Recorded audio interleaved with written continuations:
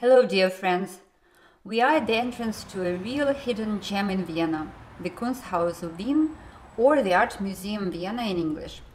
This house was designed by Hundertwasser, an Austrian painter, visual artist and designer. Seeing Hundertwasser houses for the first time is like unexpectedly getting into a fairy tale.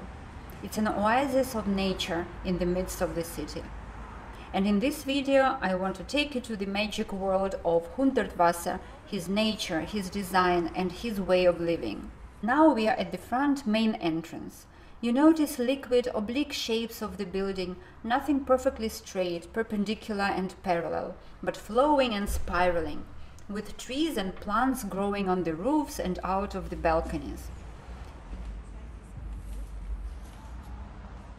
There is also an entrance from the back street. It's a quiet, narrow street in the Vienna's 3rd district.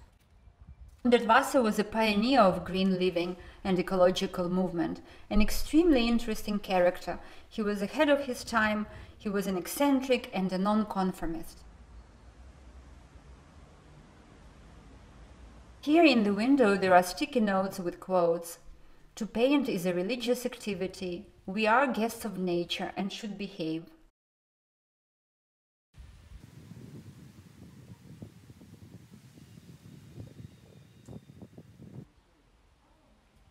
In a few minutes I will also take you inside the house, where there is original Hundertwasser interior design, uneven floors, wavy walls, decorations, plants and fountains. Even inside, it preserves the feeling of nature and outside landscapes, the elements found in nature: air, wood, earth, water and stone. The path along the Donau River Canal leads to this museum. It's a beautiful autumn scenery with leaves rustling under my feet. And actually there is another Hundertwasser house on the same street, not a museum but a residential building, which I will show you in the second part of the Hundertwasser series. So please subscribe and push the bell button to get notified of the new videos about Hundertwasser. Here are a few interesting facts from Hundertwasser biography. Friedensreich Hundertwasser was born in Austria in 1928 under the name Stowwasser, which is a Slavic language for 100. So he changed it to Hundert to create his pseudonym Hundertwasser, meaning 100 waters. Coincidentally, he also died on the waters, on the board of the cruise liner Elizabeth II, just off the shore of Australia. That was in 2000, and he was buried in New Zealand, his second homeland. Another curious fact is that he designed a flag inspired by the indigenous people Maori and proposed it to be a secondary flag of New Zealand. He is known for his buildings, but he started as a painter, and this museum shows a lot of his landscape paintings. He lived and worked all over the world, in Japan, Germany, USA, France, Uganda, New Zealand. He lived 100% green life ecologically without even using electricity. He created a self-sufficient residence for himself in New Zealand, the bottle house, working on the solar panels, water wheel and biological water purification. All that was in 80s and 90s, which made him a real pioneer in the green living movement. From the river canal, I'm coming up through the Hundertwasser gate to the Weisgerber Street, where in number 13 the museum is located.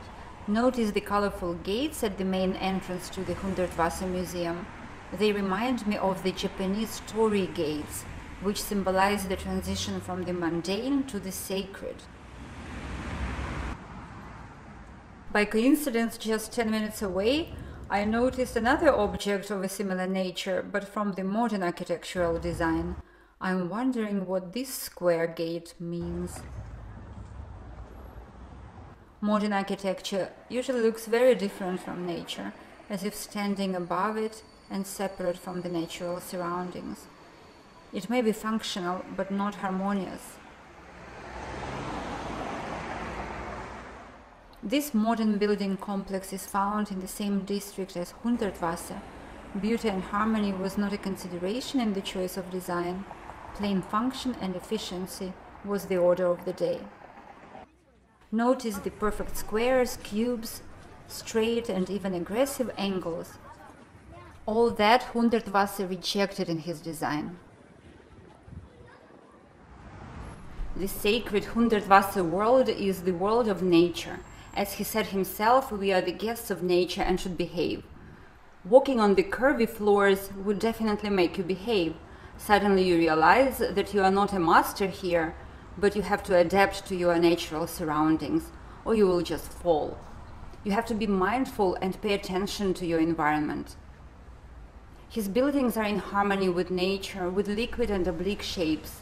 There is nothing aggressive or artificial. His style was rejected by the academia, and he was not considered a significant architect. Like in the past, when we adapted to nature and not imposed what is convenient to us on the surroundings, you have to pay attention and not control it. Curved and uneven floors, trailing plants crawling on the walls, trees growing on the roofs, and even inside the house, asymmetrical shapes. It's neither perfect nor imperfect. There is not even a question of perfection in the world of nature. It is as it is. I think Hundertwasser's style would not be possible to copy. His style is so pure, distinct, and most importantly honest that any imitation will remain just that. The only analogy that comes to mind are the Japanese gardens and the Japanese approach to design in general. Namely, perfection of imperfection, asymmetry, preserving and caring for imperfect items because they bear signs of life and experience. They acquire their character in the process. And still he is able to incorporate vibrant, bright colors, blue, red, orange, that don't violate the natural design around. The story behind the colors is also pretty remarkable. Vienna after the war looked pretty grey. Hundertwasser, after having traveled the world, came back to Vienna and introduced life and joyful colors to the city. So let's go inside to this amazing fountain structure. Again, it reminds me of the Japanese Zen gardens and fountains. It was built using marble and stones from all over the world: France, Hungary, Brazil, Argentina. The combination of various elements, plants, stones, water and colors, create this special meditative corner with the constant sound of a waterfall. You feel not only inspired and uplifted, but also balanced and quiet. For example, the spiral is the symbol of life and death. And the next one is about water. All flows. Water is an image of the evolution and the cycle of life, and flows over borders and breaks limits. A genuine symbol against all preconceived tracks. The water expresses itself each second in a new form, visible against the force of gravity, against the norm, flowing in all directions, also uphill. The spiral of the fountain harmonizes with the spiral form of a staircase that you can see above. It demonstrates natural erosions of the water in the stone, as well as the symbiosis of plants and stone. Written by Hans Mohr in 1991. So Hundertwasser had the whole philosophy behind everything he created. Things, interior, surroundings, buildings, items became more meaningful. Living became more mindful, allowing our natural spirit to go beyond the rigid borders of our rational mind. Thank you very much for watching, but in the spirit of limitless flow of creation, I decided not to stop here, but make the second part of the Hundertwasser series, in which you will see an amazing vibrancy of colors of the Hundertwasser village and the actual residential building. So please like this video, subscribe to the channel and push the bell button to see part 2 of this series.